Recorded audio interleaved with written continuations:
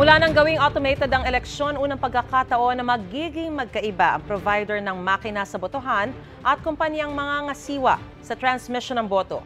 Paano ngayon masisigurong hindi magkakaproblema sa eleksyon 2025? May unang balita si Salima Refrat. Sa pagbisita ng COMELEC sa planta ng Miro Systems sa South Korea, isang usapin ang lumuta. Ang Miro Systems kasi ang gumagawa ng makinang gagamitin sa eleksyon 2025. Pero ibang kumpanya, ang joint venture na I-1 Resources Incorporated, ang mga ngasiwa sa transmission ng mga boto. Ngayon lang masusubukan ng COMELEC na nakahiwalay ang provider ng makina at ng transmission. Kaya sa briefing na ginawa sa headquarters ng Miro, may babala ang Philippine Computer Society na kasama sa delegasyon ng COMELEC.